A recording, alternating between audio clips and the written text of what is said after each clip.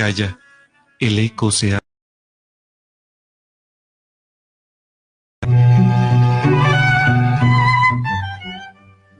Ecos de la noche.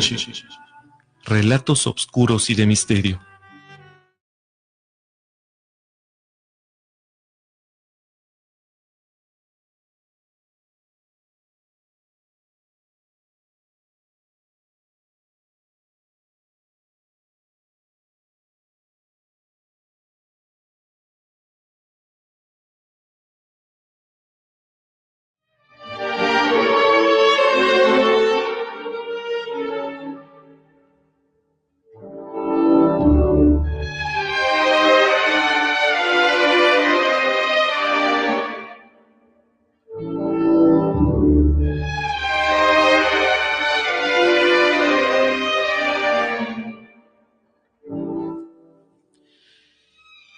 Ecos de la Noche presenta la conclusión de la temática, la crisis de los misiles, o la guerra, la crisis de octubre, también se le llamó el conflicto que se dio más álgido entre lo que era la Guerra Fría, Estados Unidos contra la Unión Soviética. Esta va a ser la segunda parte del programa.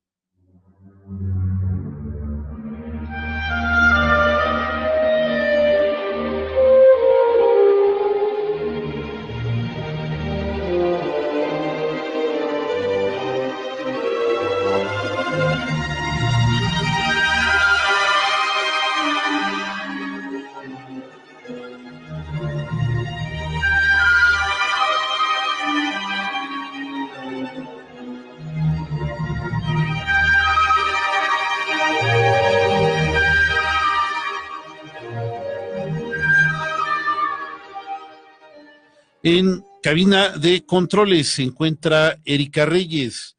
En el panel estaremos Mauro Rivera Montaño, Gerardo Sánchez, Fernando Rocha, y les habla al micrófono un servidor, Raúl Rodríguez Lucio.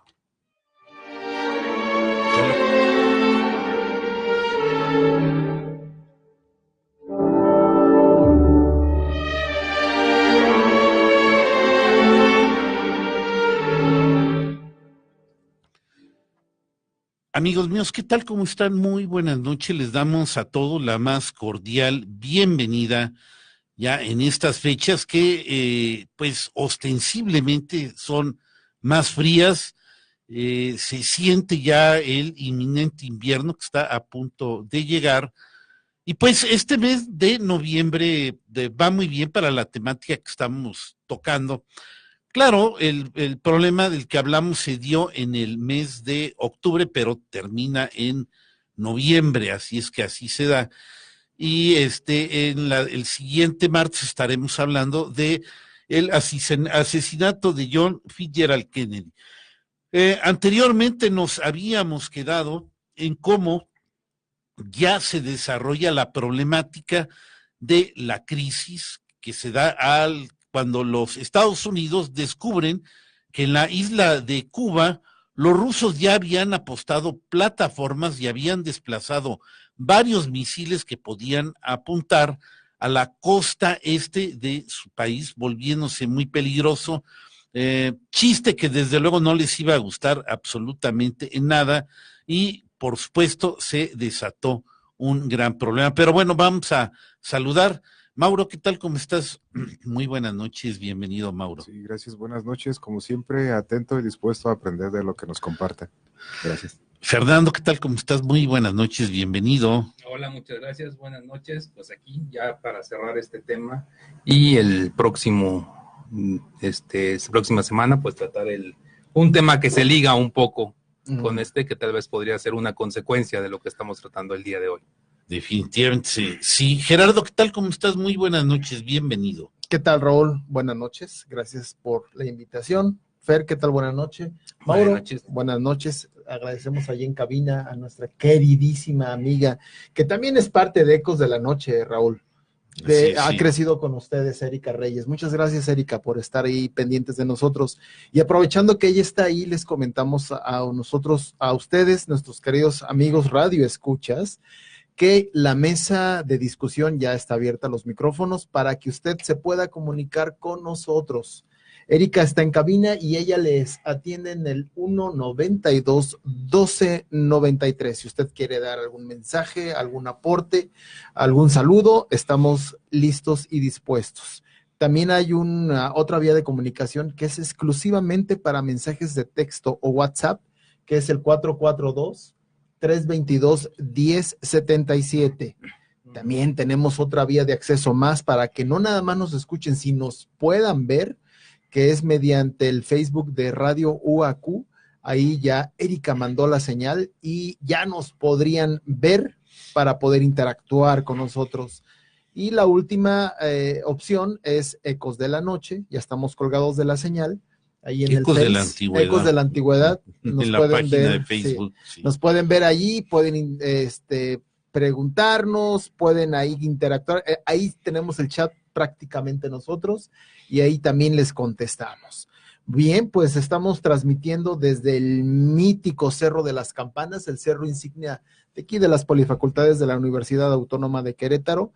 Estamos en un programa totalmente en vivo, es el último programa del segmento del día de hoy, martes. Hoy es el 20 de noviembre del año 2018. Y bueno, pues ya estamos aquí listos y dispuestos para empezar con el tema, Raúl. Sí, así es. Vamos a ir a la primera interpretación musical. ¿De qué se trata, Fer? Es una canción, bueno, acorde con los temas que estamos llevando, es una canción rusa que se llama La Guerra Sagrada. Bien, adelante con esta primera interpretación y enseguida damos inicio a nuestro programa.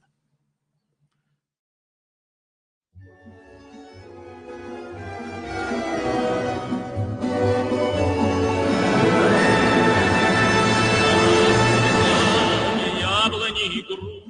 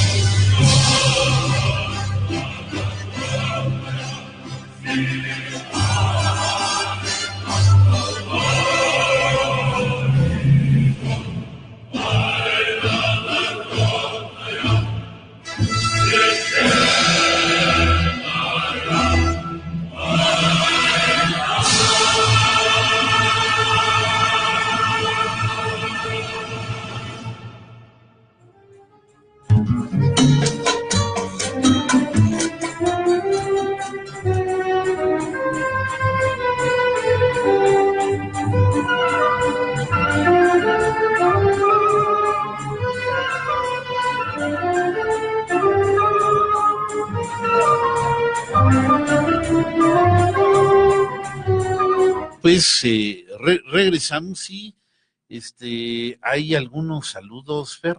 Pues varios, ahora sí tenemos mucha multitud de personas. Gelita Ao. Angélica Arriola, muchos saludos. Marco Mejía Pineda. Patricia E. González, muy interesante, felicidades. Joana Morales, saludos al panel. Gera Sánchez, quién sabe quién será. Marco Mejía Pineda, el tema de JFK de la siguiente semana van a necesitar como 10 programas. Oh. Sí. Bueno, espero. Vamos a ver qué podemos hacer para... Nada más como colofón, sí. Marquito, te puedo decir que el asesino, pues que ni siquiera fue confeso, ¿no? Que mató a Kennedy, bueno, que dijeron que había matado a Kennedy, se me fue el nombre. Oswald. Lee Harvey Oswald. Exacto, ni siquiera lo agarraron por haber matado a Kennedy. Fue agarrado por haber asesinado a un policía ese mismo día.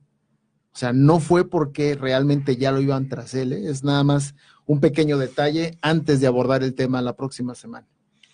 Muy bien, pues comenzamos. Muy bueno. Gerardo. Perfecto, Sí. Bueno, pues, ¿qué les parece si comenzamos así como una manera muy, muy rápida para que la gente que no nos siguió o nos siguió la semana pasada, pero no recuerda muy bien, les comentaré que cuando Kennedy por fin llega a la presidencia en 1961, la mañana del 15 de abril de 1961, él manda unos aviones B-26 para bombardear la isla de Cuba. Simultáneamente, un comando de cubanos exiliados invade Cuba por primera vez y los gringos por primera vez, pero finalmente son derrotados los exiliados cubanos. Alrededor de 72 horas duró ese intento de invasión. Fue como que la primera vez que Estados Unidos manda mensajes de que no está a gusto con el nuevo régimen que acaba de ocupar la isla. Pues sí, pero fue una reacción muy desvalorizada por el nuevo presidente John F. Kennedy de un plan que ya había armado Dwight Eisenhower, ya mucho estaba más fuerte y enérgico, y le fue quitando, prácticamente dejando solos y a sus suertes a los pobres contrarrevolucionarios cubanos que pues quedaron deshechos en un lugar que se llama Bahía de Cochinos. Entonces es la primera intervención que tiene Estados Unidos con Cuba, y esto hace que Castro, estando en el poder, sea volteado a ver por la gran potencia que era Rusia. Berlín Occidental era tan irritante para Nikita como Cuba lo era tan irritante para Kennedy. Estados Unidos tenía unos misiles en 3 países de Europa. Tenía uno en Turquía, tenía otros en Italia y tenía otros en Inglaterra. Y esto le daba escozor a los rusos. Yo entiendo, ¿no? Una ocasión estaba Nikita en el Mar Negro y le decía a su asesor militar, dice, al otro lado del Mar Negro hay unos misiles que nos están apuntando a nuestras ciudades, como Kiev, Minsk, Rostov, Bakú, Moscú, entre otros. ¿Y nosotros qué hacemos? Si ellos tardan en llegar minutos a nuestras ciudades, ¿cuánto tiempo nos va a tomar a nosotros contestarles a los americanos si es que somos atacados?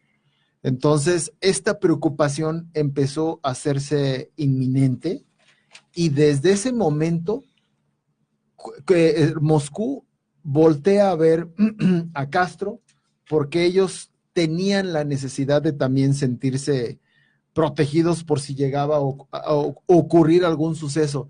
Hemos de recordar que estamos hablando a principios de los 60, 61, y ya la Guerra Fría por lo menos ya tenía unos 5 o 6 años, que estaba en apogeo fuerte, ¿no? El muro de Berlín se acababa de construir en el 61, más sin embargo, años antes ya estaban las disputas entre los americanos y los rusos. Pues sí, tan es así que, bueno, el problema, la bomba atómica antes nada más la tenían los Estados Unidos. Fue la que lanzaron a Hiroshima y Nagasaki, pero curiosamente no muchos años después, ya terminada la Segunda Guerra Mundial, los rusos por alguna razón sacaron el secreto y también igualaron a los norteamericanos, que bueno, ya habían construido esas bases en 3 países europeos. Correcto. Y que bueno, Khrushchev decía, pues tenemos que estar a la altura de los Estados Unidos, que de todas maneras eran un poquito más poderosos, y él dijo, no, hay que igualar, y Cuba será un pretexto perfecto para tratar de nivelar un poco esta situación. Y todo esto se da, como lo platicamos la semana pasada, una vez que Castro toma el poder después de la revolución que sacan a Batista de Cuba, y Castro llega al poder como jefe revolucionario. Fer llega a las Naciones Unidas a presentarse ante los países, estando presidente de Estados Unidos Dwight Eisenhower, él no va, Fer, ¿no? Entonces, pero sí está Rusia. Y esto, honestamente, lo comentábamos, estamos hablando ahorita, ¿no? A 60 años después, pero yo creo, a 50 y tantos años después, pero yo creo que lo que sucede fue un error político de asesores de los americanos que no le hicieron ver lo que realmente después pasó. Es decir, Nikita Khrushchev, el líder soviético, toma al líder de la revolución de Cuba para que ellos tuvieran una asociación y se permitiera lo que vino después, Fer. Lo que fue ya en ese tiempo la relación entre Rusia y Cuba, pues se vio afectada principalmente por un cambio de visión, ¿no? Eisenhower era un general sí, jefe de la Segunda Guerra Mundial, sí, de los aliados, pues tenía una visión de, pues, el enemigo fuerte. Entonces realmente, como dices, Cuba pues realmente no representaba, era como un campo de juego para los estadounidenses, antes de que lograra la revolución, lo comentamos, era un lugar de casinos, de baile, todo.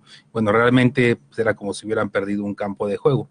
Pero cuando Castro se presenta en Nueva York para presentar lo que era la revolución, lo que habían logrado, realmente este rechazo político que tuvo, pues hizo que los rusos se acercaran a él, y de ahí es donde empezara realmente a formarse el socialismo en Cuba. Cuba en ese momento pues no tendía tanto a una revolución socialista, sino había sido una revolución que había acabado con una dictadura y estaba todavía en búsqueda de una forma de gobierno que fuera adecuada para los cubanos. Y realmente el acercarse a Rusia fue cuando realmente tiende hacia el socialismo, que era lo que no quería Estados Unidos, o sea... Fue una forma de coqueteo, ¿no? Exacto. Fue un coqueteo que realmente, pues, empezó el enamoramiento. 2 errores fundamentales de los norteamericanos en política exterior: haber dejado ir a Fidel, no protegerlo bajo su custodia, y luego, pues, el pésimo plan de Bahía de Cochinos, donde Kennedy tuvo demasiados miedos y echó a perder completamente el plan. Si es que tenía alguna viabilidad, pues se perdió, y pues ya Cuba estaba perdida. Pero ya el último detallito es donde ahí les dijeron, a ver, espérate, ¿sí? ¿Cómo que me vas a poner unos misiles aquí en América? O sea, pues ya te estás pasando, ¿no? Esa era exactamente la situación que estamos viendo en este momento. Y eso fue que lo que tú dices exactamente en el verano de 1962, cuando finalmente Castro dio su consentimiento para que la URSS usara el suelo cubano para montar un área de lanzamiento de misiles con ojivas nucleares apuntando directamente a Estados Unidos. Esta operación, que en ese momento era secreta, se le llamó Operación Anábil. Una vez que sucede esto, empiezan a salir barcos desde el puerto de Sebastopol en el Mar Negro. Ahí transportarían los misiles a Cuba desde julio de 1962. Comenta un capitán ruso de nombre Alexei Dubitko, que él era el comandante en jefe del submarino B-36, recibió la orden de cambiar uno de sus torpedos ordinarios por un torpedo atómico. Él en ese momento creyó que iban a la guerra. A finales de agosto, los americanos descubrieron que estaban instalando en Cuba los sistemas S-75 SAM, que son las armas de defensas aéreas más poderosas de la URSS. Entonces Kennedy advierte a Moscú que evitara de que esto se instalara en Cuba, porque de lo contrario volvería a atacar la isla. Para este momento ya le estaban llegando ciertas inteligencias que estaban en Cuba, de americanos, espías, de que algo estaba sucediendo, y lo vimos la semana pasada, de que los barcos estaban transportando, eran barcos de ayuda humanitaria, eran barcos que le estaban prestando un servicio a Cuba. Los americanos no habían reparado en qué estaban. ¿En qué era lo que estaban metiendo realmente? Los mismos rusos decían que eran tan grandes los misiles que no podían ponerlos de manera horizontal. Los tuvieron que poner de manera transversal, diagonal, y taparlos incluso hasta con madera para evitar la suspicacia, ¿no? Sí. Y si lo estaban diciendo de esa manera, es que era así. Estábamos hablando de la Guerra Fría, y básicamente en las narices de los americanos estaba pasando esto, ¿no? Sí, es que de hecho desde que se comienza, este emplazamiento de misiles, los primeros trabajos se descubren por el avión espía, el U-2, desde mediados de 1962, y toda esa información se analiza desde mediados hasta el 22 de octubre, que es cuando Kennedy reconoce oficialmente en la televisión estadounidense, saben que sí hay misiles en Cuba, pero durante todo este periodo pues hubo fugas de información, pánico por algunas personas, incluso se reportaron que se estaban haciendo algunos ejercicios por parte del ejército estadounidense de invadir una isla. Estaban practicando, me parece, en una isla cercana a Puerto Rico, que hacían un ejercicio de invadir una isla. Pues ¿qué isla van a invadir? Pues estaban preparando en caso de que tuvieran que ir a Cuba, ¿no? Realmente es hasta el 22 de noviembre cuando Kennedy aparece en la televisión y dice que, pues sí, tienen unos misiles balísticos que están, aminora un poco la situación, ¿no? Claro. No dice, están apuntando a los Estados Unidos. No, por supuesto. Kennedy era un pacifista. Sí, desde que él llegó al poder, es notorio el cambio de un general, como dice Fer, de Dwight Eisenhower, que fue un héroe de guerra, de la guerra de 1945. No olvidemos que John Kennedy también fue un soldado de la guerra. Fue un piloto, ¿no? Un teniente de una lancha torpedera. Sí, exactamente. No de avión. Entonces, no, de avión, ese fue el hermano grande. El que murió. Ese sí murió en la Segunda Guerra. Ok, pero también estuvo y lo vivió en carne propia. Obviamente, Dwight Eisenhower tenía un rango mucho mayor, que fue lo que finalmente lo catapultó para hacer negociaciones de paz, pero también lo catapulta para tener por lo menos 2 periodos, ¿no? En la presidencia de Estados Unidos. Bueno, cuando esto está sucediendo, de que Kennedy advierte de que por favor retiren sus misiles, todo esto lo hace en canales privados, no se hace todavía abierta a la luz, todavía no llegamos finalmente al 22 de octubre.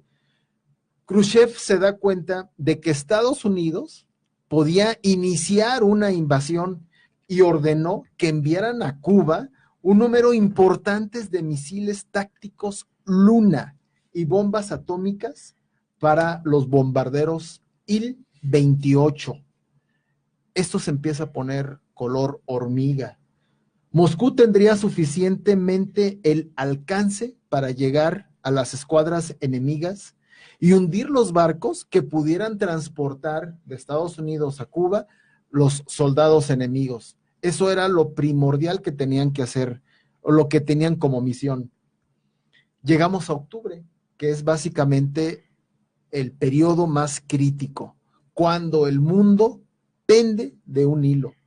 El jueves 4 de octubre de 1962, las cabezas nucleares para los misiles R-12, cada cabeza era 12 veces más poderosa que la bomba que devastó Hiroshima. Válgame. Sí. Los citados misiles eran capaces de golpear a todas las ciudades de la costa oeste de los Estados Unidos: Houston, Nueva Orleans, Memphis, New York, Washington, Dallas, Chicago, Indianápolis, Boston, todo Boston. eso. Sí, lo único que se salvaba era Seattle. Sí, toda la costa, la otra costa, sí.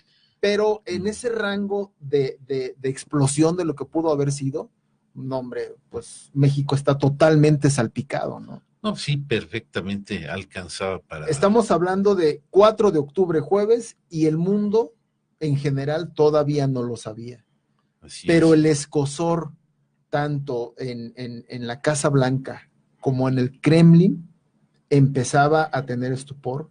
Empezaba los generales de un bando como el de otro a quererse hacer presentes y a definirse por una guerra. De hecho, en las juntas que Kennedy tiene con su séquito que daba pláticas de lo que iba a suceder, le estaban diciendo que él tenía que hacer la guerra. Había un asesor militar que había participado incluso en la Segunda Guerra Mundial, que era muy conocido y muy respetado por ellos. Él les decía, ¿sabes qué? Tú tienes que emplearte en la guerra. Hay que atacar, y eran soluciones muy tremendistas. Pero mira, ya llegamos a la mitad del tiempo.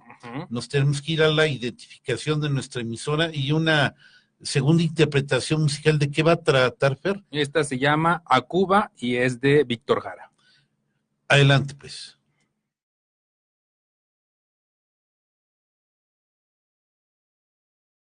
Radio Universidad 89.5 FM, transmitiendo para ti las 24 horas del día desde el histórico Cerro de las Campanas, Querétaro.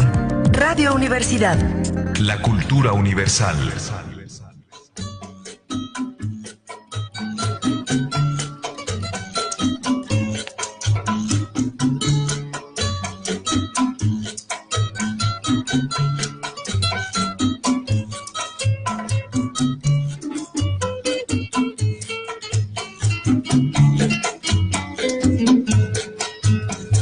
Si yo a Cuba le cantara una canción, tendría que ser un son revolucionario, pie con pie, mano con mano, corazón a corazón, corazón a corazón, pie con pie, mano con mano, como se le habla a un hermano. Si me quieres, aquí estoy. ¿Qué más te puedo ofrecer? Sino continuar tu ejemplo. Comandante, compañero, viva tu revolución. Si quiere conocer a Martí y a Fidel, si quiere conocer los caminos del Che, si quiere tomar ron pero sin Coca-Cola, si quiere trabajar en la caña de azúcar, en un barquito se va al vaivén. Si quiere conocer a Martí y a Fidel,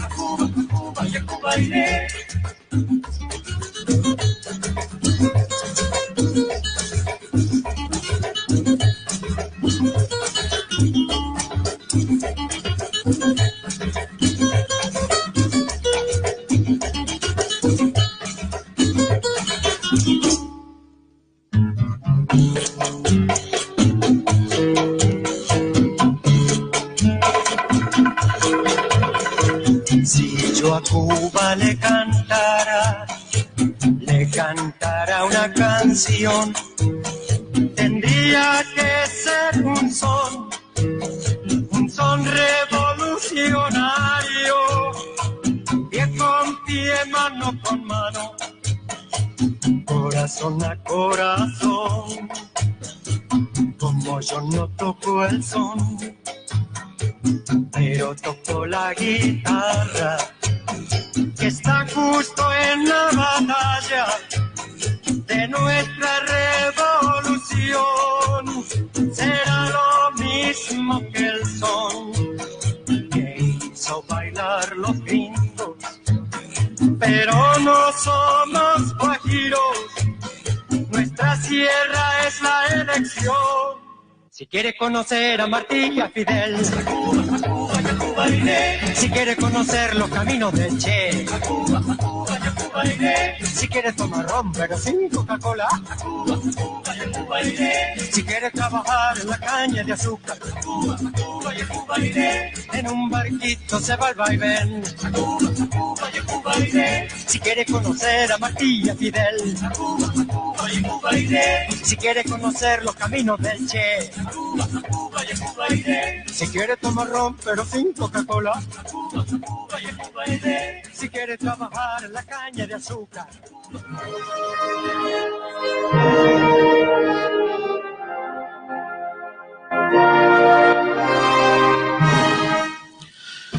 Bien, amigos míos, estamos de regreso, iniciamos la segunda parte de este programa y ¿a quién tenemos aquí que nos haya visitado, Fernando? Mari Ruiz Rodríguez manda saludos y nos está viendo Valo García Moreno también. Son los que me aparecen, no sé si aparezca alguien más. Esos son los que tengo. Sí, ok. Bueno, pues muchos saludos a todos ustedes, gracias por escucharnos. Estamos en la segunda parte del programa y estamos hablando del conflicto de los misiles en Cuba, que es el segundo programa de este tema. Nos quedamos de que los misiles que tenían los rusos en el suelo cubano los estaban armando para apuntar casi la mayoría de las ciudades costeras y un poquito más adentro de los Estados Unidos. Cuando se da cuenta de la situación, la Casa Blanca necesitaba que públicamente Moscú aceptara que en la isla de Cuba estaban armando misiles de lanzamiento y obviamente no iban a ser para Sudamérica ni Centroamérica. Claro. ¿No? O sea, iban a ser para ellos mismos, para los americanos. Y entonces ya viene lo que platicabas, Fer, a mediados de octubre, Estados Unidos, en base a este escozor, manda un avión a fotografiar la isla y se dan cuenta que en una parte de la isla hay una zona en donde están armando los misiles y los están haciendo una área de lanzamiento. Y obviamente esto hace que la situación se le esté saliendo de las manos a John Kennedy, porque los militares le están pidiendo que tienen que hacer un asalto a Cuba, tienen que hacer primero una invasión aérea para posteriormente hacer una en tierra. Y esto Kennedy, él no quiere hacerlo, ni tanto John, ni tanto Robert Kennedy, Robert, no estaban a gusto en que la situación se hicieran lo que les estaban pidiendo.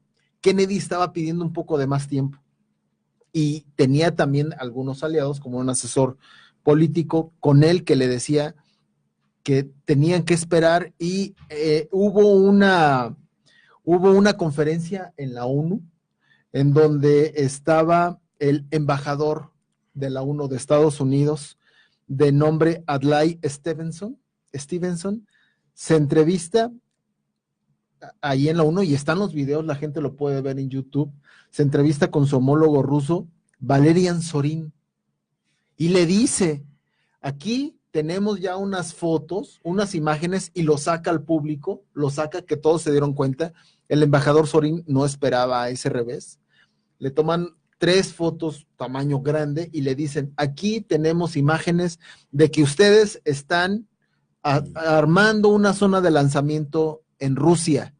Diga sí o no si son sus misiles. No se espere la traducción. Diga sí o no.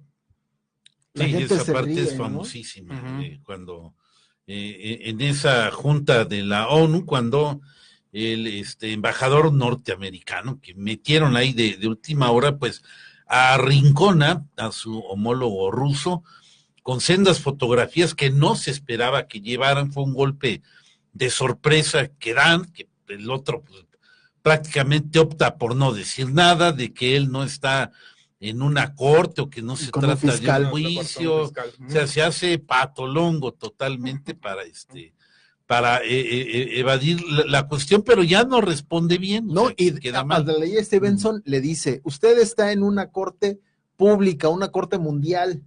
Sí. Es el momento de que usted diga si están o no los misiles. Lo que la Casa Blanca quería era que Rusia dijera que sí, para que Estados Unidos contara con el apoyo, Sí, ¿no? Del mundo, de los aliados y del mundo, para hacer presión, no para una guerra, sino para hacer presión de que los rusos finalmente se salieran de allí, ¿no? Bien, el miércoles 24 de octubre, la Marina Americana toma posesiones para aproximarse a Cuba con bombarderos B-47, con bombas atómicas listos para despegar. El jueves 25 de octubre, Kennedy le manda una carta, una muy personal, se la manda a Khrushchev, advirtiéndole que él estaba dispuesto a cerrar las instalaciones nucleares de Turquía a cualquier precio, para que él en Cuba desistiera de estar ahí, ¿no? Nikita, si bien todo esto sucede por la famosa Guerra Fría, todo esto sucede para meterle a Estados Unidos unos puntapiés, para, pues ahora sí que como para enfriarlo.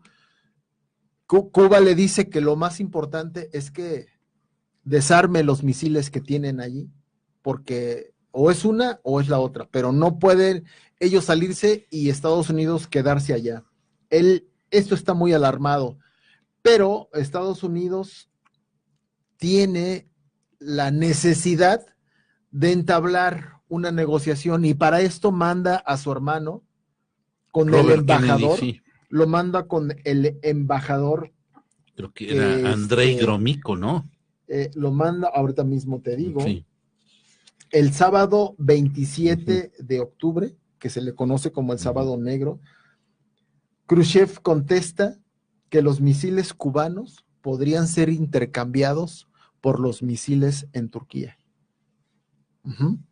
Entonces, Kennedy envía a su hermano Robert a hablar con el embajador soviético de nombre Anatoly Dariev, que estaban listos para retirar los misiles Júpiter de Turquía y así ellos desmantelarlos de Cuba. El embajador Dariev le dice, perfecto, pero esto hay que firmarlo. Y dice Kennedy, Robert dice, ¿sabes qué no? O sea, firmar no. Porque todo esto... Sí, era un acuerdo como de bajo de la mesa, así de caballeros, pero que no se iba a hacer público porque era totalmente deshonroso para los Estados Unidos y para el admitir públicamente que ellos iban a retirar los misiles de Turquía, cuando el verdadero agresor y los que se pasaron fueron los soviéticos al meter ilegalmente esos misiles en Cuba. Entonces, y pues habían logrado un intercambio en el tablero de ajedrez, quitando los misiles en Turquía. Entonces eso fue así como por debajo de la manga, fue lo que le propuso Robert Kennedy. Aquí, bueno, el peligro que hay que nombrar era el inminente peligro que había, en que pudo haber iniciado desde un fuego cruzado entre buques norteamericanos que ya estaban ejerciendo un bloqueo a la isla de Cuba, como una cuarentena. Bueno, y pues los cargueros o los buques soviéticos que se pudieran acercar, empezar una serie de disparos. También la presión de los militares norteamericanos que Kennedy tenía encima, el secretario de guerra, que constantemente todo el Estado Mayor le exigían la acción inmediata, era bastante peligroso porque muy fácilmente esto pudo haber desencadenado una guerra nuclear, cuestión que no estaban observando los altos militares norteamericanos, que creían que con despanzurrar a Cuba eso se iba a quedar así de fácil. Y bueno, pues no, los soviéticos seguramente hubieran respondido y no hubiera sido de lo peor. Realmente esto era un inminente peligro de un estallido de gran envergadura, de lo que afortunadamente Kennedy siempre estuvo de acuerdo. Yo no sé qué tanto Khrushchev, si él estaba midiendo ese peligro o no, o qué tanto le estaban presionando, pero pues como nos han dado la historia desde el punto de vista occidental, todavía desconozco cómo se movió el bloque soviético, quién aconsejó, o sea, no, al menos no ha salido esta información tan íntima de lo que hicieron los soviéticos en aquella ocasión. Sí, cómo reaccionaron en ese momento, cómo aconsejaron a Nikita Khrushchev acerca de cómo reaccionar. Fíjate que ese día, ese sábado negro, 2 aviones americanos entran a Cuba para fotografiar de cerca precisamente las instalaciones. Así, sí. Uno se pierde en el espacio aéreo, se pierde, es una forma de decirlo. No se supo qué pasó con él, y otro fue derribado. Uno fue derribado, sí. ¿Cierto? Otro U-2. Entonces, cuando Robert va a ver al soviético, al embajador soviético, según esto comienza a decirle, ¿no? O sea, un avión americano fue derribado por ustedes. ¿Qué vamos a hacer? ¿Cómo quieres que respondamos nosotros los americanos conforme a lo que acaba de suceder?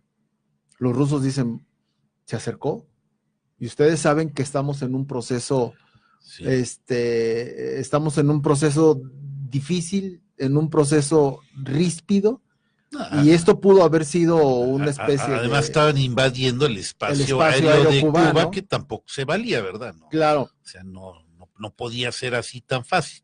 Y esto hizo que Robert finalmente, dentro de lo que se comenta, que tuvo que haber comentado y tuvo que haber hecho una negociación a gran escala, al momento de decirle, mi hermano dice que está dispuesto a tener paz, al precio de quitar los misiles Júpiter en Turquía, a cambio de la paz y de que ustedes se lleven los misiles a Rusia.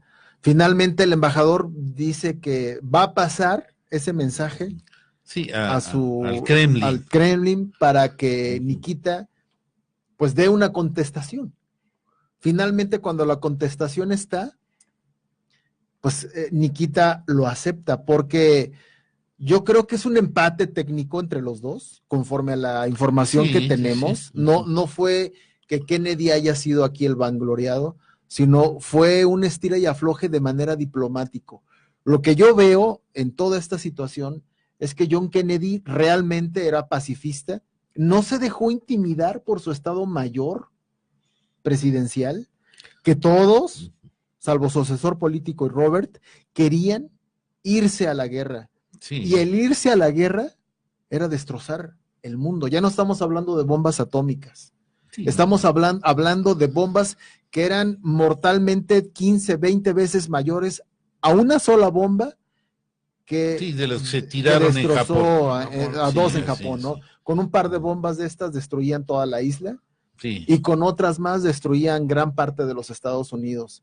Y no nada más ellos, porque ya estaban los misiles. Acuérdense que en un momento dije que había misiles en Turquía, había misiles en Italia y había misiles en Gran Bretaña, ¿no? Entonces, a Rusia le iba a tocar. Sí, o sea, obviamente se iba a iniciar una matazón y una destrucción de ciudades que no tenían paralelo. Sí, los rusos atacaban o empezaban a mandar bombas a los Estados Unidos, inmediatamente las bases de Inglaterra y Alemania y hasta las de Turquía hubieran reaccionado inmediatamente para toda la zona europea de la Unión Soviética, hubiera sido la catástrofe. Esta información que tenemos, así como la tenemos, pues nos hace fácil pensar eso, ¿no? Sí. Yo creo que no estaba muy lejos de la realidad. Nikita y los rusos sabían a lo que se iba, obviamente los americanos también. Fue un gran alivio cuando el domingo 28 de octubre Nikita da una conferencia en televisión allá en Rusia, en donde habla de que el Cuba, el Atlántico, el Caribe de Cuba, finalmente se había relajado y ya no iba a haber más crisis, que iban a desmantelar los misiles y los iban a regresar. Sí. Por su parte, horas después de dar este anuncio en el Kremlin, Kennedy hace lo mismo en la Casa Blanca y dice que el bloqueo o la cuarentena. Finalmente acaba de terminar y las potencias acaban de entender. ¿Qué sucede? Que Castro se encoleriza, que no puede ser, que parece que fue un peón en los juegos del ajedrez, sí, en donde únicamente fue usado como un vil pretexto, pero no llegando a nada. Más sin embargo, este acuerdo al que llegaron tanto los americanos como los rusos sirvió como antecedente para que en un futuro se hicieran las firmas de una cierta paz y de desmantelamiento de ojivas nucleares y de armas nucleares, y hubo un cierto entendimiento y la Guerra Fría empezó a bajar un poco. A bajar, más. Que no termina la Guerra Fría sino hasta en el 89, ¿no? Cuando finalmente la perestroika hace que todo se termine, ¿no? Sí, realmente fue todo este movimiento fue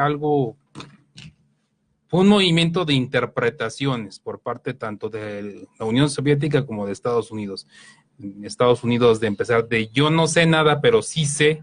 Rusia, yo sé que sabes, pero yo hago como que no sabes nada. Incluso los mensajes, la negociación que hace Robert F. Kennedy se hace a partir de una primera carta, de un primer comunicado que mandan los rusos, porque el segundo comunicado que habían mandado era prácticamente cerca de una declaración de guerra. Entonces, ¿qué hicieron? Bueno, vamos a hacer como que el segundo mensaje nunca lo leímos y vamos a aceptar el primero. Entonces fue lo mismo hicieron los rusos, ¿no? Como que yo no sé nada y realmente sus puntos de vista o interpretación de lo que estaban haciendo fue lo que ayudó y lo que desesperó en cierto punto a los militares, que todos eran veteranos o habían servido en la Segunda Guerra Mundial y ellos iban por todo, ¿no? No era de que nada más vamos a negociar, no, vas y acabas con el enemigo porque ellos vivieron eso. Para eso, y ¿sabes qué, Fer?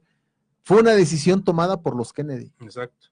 ¿Sale? O sea, fue una decisión únicamente tomada por ellos. Se pasaron por alto a todo el Estado Mayor que estaba siguiéndolos, y esto, sin duda, encolerizó. De hecho, déjame te digo, que el acuerdo sobre Turquía con el Kremlin se hizo con tanta discreción que parte del gabinete de Kennedy no lo supo en su momento. Todas estas situaciones, casi estoy seguro, marcaron el destino de John al siguiente año. Pues, ¿no? Así es. Pues, bien, vamos a darle un tiempo a Mauro, no sé, le han de quedar 5 minutos. A ver, Mauro, hazte para acá porque ni siquiera sales en la televisión, ni se sabe que estás aquí. Sí, más para que hay espacio.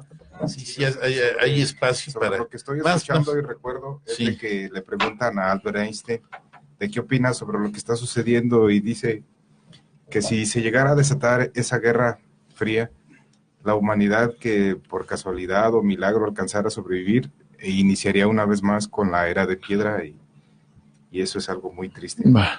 Entonces, hoy día de la revolución les comparto 2 fenómenos o una triste historia de unos revolucionarios muy importantes en nuestra historia, que viene siendo Fidel Castro y el Che. Castro traiciona al Che a pedido de la URSS, lo manda a morir a Bolivia. Fidel lo envía a una emboscada y lo abandona. La relación entre Fidel y el Che solía ser de acalorada disputa entre sustento ideológico para exportar la revolución. Entre los analistas, Guevara es el romántico, Castro el pragmático. El devenir de los hechos, en el desarrollo de la revolución, se comienza el distanciamiento. Fidel elige alianza con Moscú, el Che se alinea con el maoísmo. Esto significa, o esta es una corriente marxista basada en las ideas de Mao Zedong, fundador del Partido Comunista Chino, que constituye una vía original de construcción del socialismo. El maoísmo subraya la importancia del desarrollo económico igualatorio para la industria y la agricultura. En los años 70, muchos grupos de izquierda se adhieren al maoísmo. La diferencia entre corrientes ideológicas entre el Che y Castro son el comienzo del fin. Guevara se ha convertido en un hereje en la Cuba soviética, proyectada por Castro. El Che ahora es un estorbo para Castro en su ambición de poder. Es por eso que Fidel le tiende varias emboscadas, lo enfrenta a seguros fracasos guerrilleros, entre ellos el del Congo. Después le inventa una epopeya suicida en Bolivia. Un hecho determinante es el incendiario discurso del Che en Argelia de 1965, donde enfrenta a los delegados soviéticos. Al regresar, mantiene una reunión tormentosa con Fidel y Raúl Castro, quien le acusa de ser pro-chino y trotskismo o parte del trotskismo, y esto significa ser un político soviético que se caracteriza por el marxismo, marcado por la defensa de la teoría de la revolución permanente. Representa la heterodoxia de la política soviética. Guevara ya sobraba en Cuba. Fidel convence al Che de continuar con la revolución que había encarnado con el líder anticolonialista Colongués Mulumba para liberarlos de la opresión belga y norteamericana. Pero Fidel hace un negocio a espaldas del Che con la Unión Soviética, Tanzania y Norteamérica y le pone fin a esa guerrilla. El Che casi muere, se va a Praga. Allí planea hacer la revolución en la Argentina, pero Fidel le dice que no puede hacer posible o que no es posible eso. Después quiere hacerlo en Perú y Castro le responde de la misma manera. Le inventan el espejismo de Bolivia. Fidel se había reunido con Mario Monge, jefe de los comunistas, diciéndole así: me da mucha pena porque ustedes en Bolivia no tienen las condiciones para la revolución como en otras partes de América Latina. No tienen salida al mar y tienen ya resuelta la demanda campesina. Esto explica por qué en 10 meses de guerrilla no se le suma ningún campesino al Che. El otro eslabón de la emboscada es que Fidel alia al Che con el Partido Comunista Boliviano, que se inclina por la coexistencia pacífica y rechaza la línea guerrillera. El Che muere muy consciente de esta traición. Ni siquiera contaba con su medicamento para el asma, mucho menos con aliados o recursos.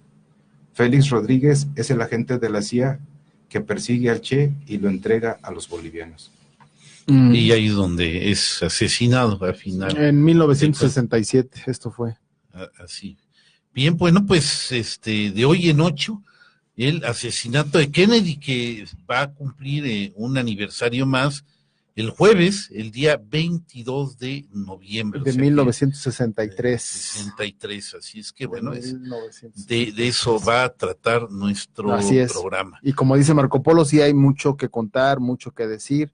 Lee Harvey Oswald, pues pudo haber sido parte de un iceberg nada más, ¿no? Y mucho se cree que de lo que sucedió aquí, el mismo enemigo duerme en casa, quien pudo haber acabado con la vida de John Fitzgerald Kennedy. Así es, recordemos el siguiente miércoles, no mañana, es que es 28 de noviembre, nuestra conferencia sobre los inicios de la Revolución Mexicana. Sí. Gracias, Mauro. Gracias a ustedes por tan valioso conocimiento que nos comparten.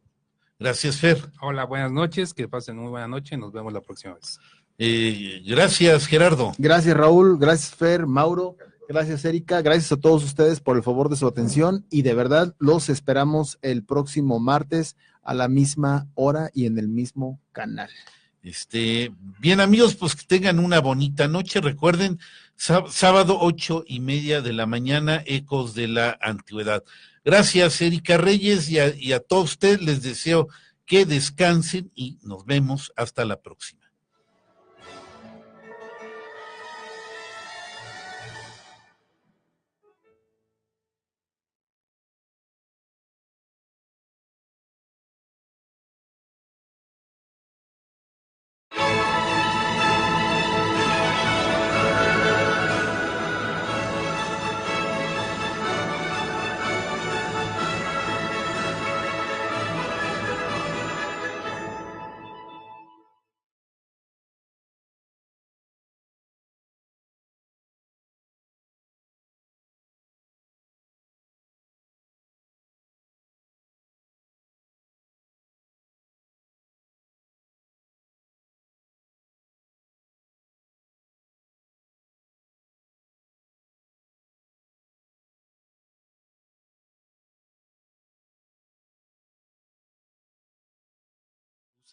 Raúl Rodríguez Lucio.